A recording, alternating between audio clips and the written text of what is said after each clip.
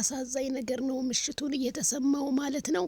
እንደው እውነት ትንሽ እንኳን ኦዲንስ ያስባል አትሉም? ጭንቅላቷን መቷታል። ብሩክ 2 ዓመት ፍቅረኛ አለው። እንደዛ ማህተቡን ይዞ ማርያምን ጓደኛ የለኝም ከሀይሚ ጋር የሚለያየን ሞት ብቻ ነው ሲል የነበረ ብሩኬ ታዲያ ዛሬ እንዴት ፍቅረኛ ኑሮት እንዴት ሊያስረግዛት ቻለ? ሀይሚዬስ ያለችበት ሁኔታ እንዴት ሆስፒታል ልገባ ቻለች? እኔ ቤተሰብ ማመን ያቃቴ። ለማንኛውም ተረጋጉ ወንድማችን። እውነት ይዘኸው የመጣኸው ቪዲዮ ፈጣሪን ትንሽ እንኳን አትፈራም? በጣም አሳፋሪ ነህ። በጣም አሳፋሪ። እስካሁን አልነቃችም እና ቤተሰቦቿ ምን ይሰራሉ? ቤተሰብ አይናገርም? ሚዲያ ላይ መተን የምትል ወደ ቤተሰብ መፍትሄ አይፈለግም? በጣም ነው የምታሳፍሩት። እውነት በጣም አሳፋሪዎች ማለት ነው።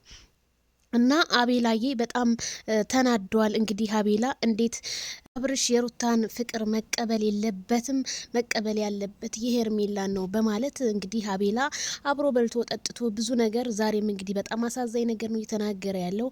ሩታን አታስፈልገውም፣ ከህይወቱ ማስወጣት አለበት። እንዴት ይሄ ሊሆን ቻለ? እንደገና ነገሮችን ለማቀሳሰር የልጁ እናት ሆነ አሳስራው እስር ቤት ውስጥ እንዴት ሆነ? ይሄንን ነገር በጣም ነገሮችን እያስፋፋ ይገኛል። አቤላዬ ግን ምን እንደነካህ ባላቅም ወንድሜ ወደ ራስ ተመለስ። የሰው ልጅ ተሰባሪ ነን።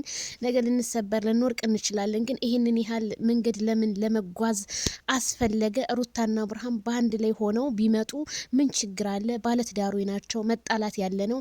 ያለፈን ነገር የፖሊሱን የማስያዟን ያንን ነገር ግን ለምን ማንሳት ተቻለ?